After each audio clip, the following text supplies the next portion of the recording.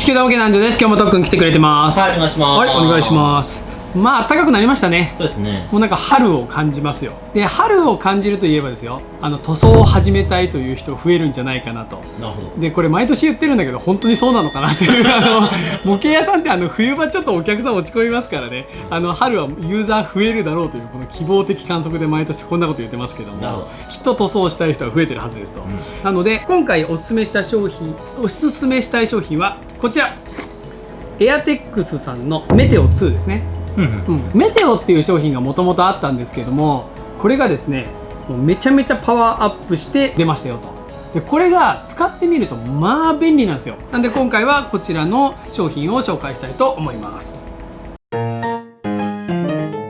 今回紹介しますのはエアテックスさんのメテオ2ですね。仕入れてみようと思った理由なんですけども、ホビーショーの時に営業の方がパワーアップしてますんで、もう間違いないから仕入れてみたらよろしいかなみたいなそういう感じだったので入れさせてもらって、実際自分も使ってみて、あ、こりゃっていうのね、はい、なんでこれ結構お店では売らせていただいております。はい、なんか出たのはもう去年の秋ぐらいなんですけどね。で中身なんですけども、こちら本体です。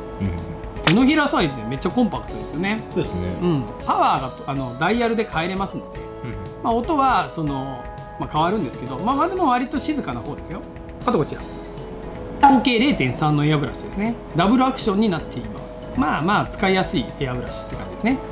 で特にこれなんですけど、前回のメテオってゴムチューブだったんですよ。細いねナイロンメッシュ製で、なんかすごくね品質がいいんですよ。これはね本当に嬉しい。僕このホース大好きなんですよ。こんな感じで取り付けてみました。アダプターでねついておりますので、充電タイプとかそういうことではないので、長時間使ってもらえるんじゃないかと思います。ここにねスイッチがついておりますので、これをねこうオンにするだけです。これねありがたいのが穴が開いてるんで、これでスタンドになるんですよね。これでもかけておくことができるので、別にねエアブラシスタンドをわざわざに変える必要はないと。今スイッチ入れたのに全然あれ動いてないじゃんっていう感じがするんですけど、これ実はねオートスイッチ付きなんですね。なのでボタンを押すとほらスイッチがつくんですね。で手を離すと止まると。この定格時間が30分以下っていう風にあるんですけど、定格時間ってあれなんだよ、多分連続稼働時間だと思うんですけど、ずっと押しっぱなしで30分はこのコンプレッサーに負荷がかかっちゃうので、気をつけてくださいなんですけど、30分押しっぱなしないよね。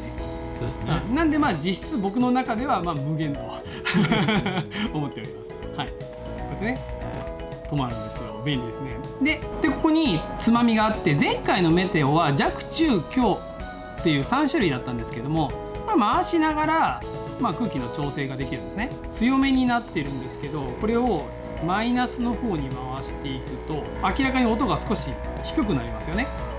これでエアーが弱くなってます。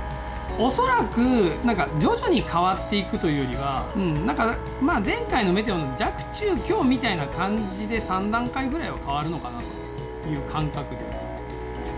はい。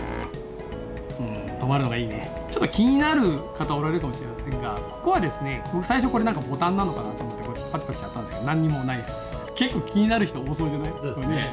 なんかこうこするのかなとかね、何にもないです。なんでシンプルといえばシンプルなんですけど、このオートスイッチがね一番セールスポイントなんじゃないかなと思います。それではですね、早速スプーンに吹いていきたいと思うんですけども、中に入っている塗料はガイアノーツさんの、ラッカー系塗料と。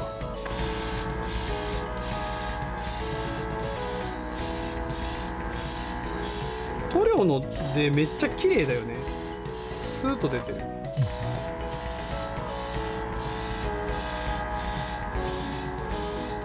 ふんわりふんわりムラなくことができます。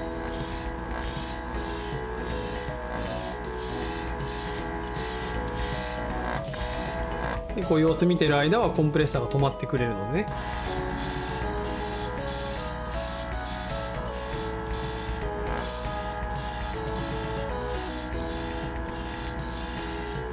こんな感じで仕上がりました。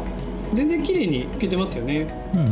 続きまして皆さんが気になるであろうこのコンプレッサーで合計 0.5 のエアブラシを拭くことができるのかと、こちらちょっと検証してみたいと思います。でメーカーさんはクレオスのトリガータイプ合計 0.5 なんですけども、さらに負荷をかけるためにですね、この先端平拭き用にしております。これで拭けたらね問題ないですからね。はい、それではやってみたいと思います。ちなみにトリガータイプでもしっかりとオートスイッチが発動しております、はい、それでは吹いていきます。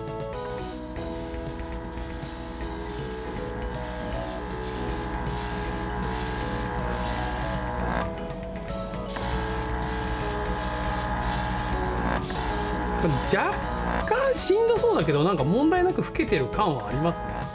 若干っていうのが、この辺りがなんかねちょっと荒くなってる感じするんで、近めで吹いてやれば全然問題なく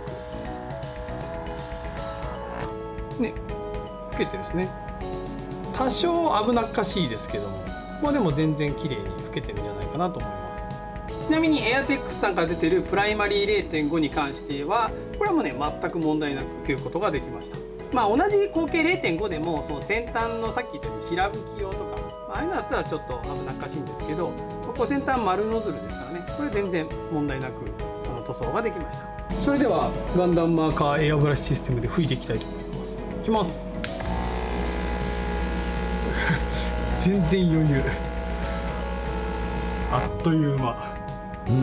めっちゃいいね。しかもスイッチが切れるのがいい。これはびっくり。ちなみにガンダムマーカーエアブラシシステムのここはちょっと別売りで、ジョイントを間に挟まないとこの8分の1に合いませんので、もともとがねこういう細いタイプですので、このジョイントなんですけど、クレオスのジョイント3点セットっていう商品がちゃんとありますんでね、これを買ってもらえれば取り付けることができます。